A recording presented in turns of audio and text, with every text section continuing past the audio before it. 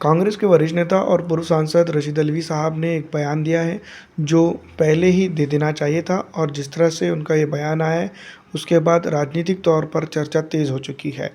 दोस्तों, अभी कुछ ही दिन पहले सहारनपुर के सांसद का बयान आया था कि मुसलमान भारत में कमज़ोर हुआ है क्योंकि मुसलमान कांग्रेस को वोट नहीं दे रहा है। लेकिन जैसे उन साहब को, इमरान मसूद साहब को ये भी समझना चाहिए कि वो खुद मुसलमानों के वोटों के बदौलत ही चुनकर आए हैं, और कांग्रेस की स्थिति भी जो है तो मुसलमानों के वोटों ना मिलने के चलते हो रही है। दूसरी तरफ राशिद अल्वी साहब का जो बयान है वो काफ़ी चिंताजनक है और सोचने वाला है। राशिद अल्वी साहब ने कहा कि पहले बिहार में शकील ने पार्टी छोड़ी, यूपी में नसीमुद्दीन ने छोड़ी और कर्नाटक में रोशन बेग ने छोड़ी। इसके बाद कांग्रेस को इस बात की चिंता होनी चाहिए कि भारत का मुसलमान कांग्रेस को वोट देता है। इसके बावजूद भी यहाँ पर के मुसलमानों के लिए जो है तो मुसलमान नेताओं की, खास करके रशीद अल्वी साहब कह रहे हैं कि नज़रअंदाज करना ये पार्टी के लिए काफ़ी दुखद है।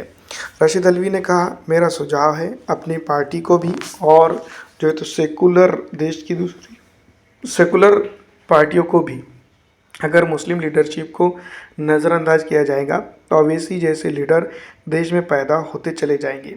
अवैसी एक ताकत बनते जा रहे हैं। आपने देखा बिहार के अंदर, आपने देखा महाराष्ट्र के अंदर कितनी सीटें उनको, जैसे जो भी चीज़ें उनकी कहने की थी वो ये थी कि कहीं ना कहीं जो है तो असदुद्दीन अवैसी साहब जो मजबूत हो रहे हैं वो कांग्रेस की वजह से ही हो रहे हैं।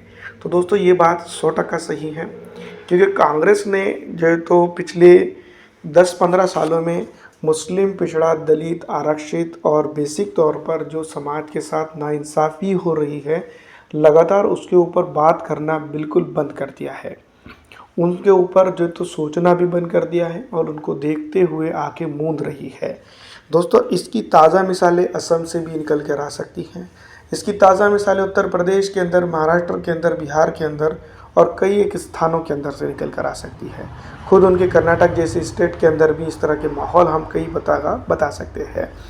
तो रशीद अल्वी साहब का बयान वाजबी है, लेकिन रशीद अल्वी साहब को नेताओं की फ़िक्र है।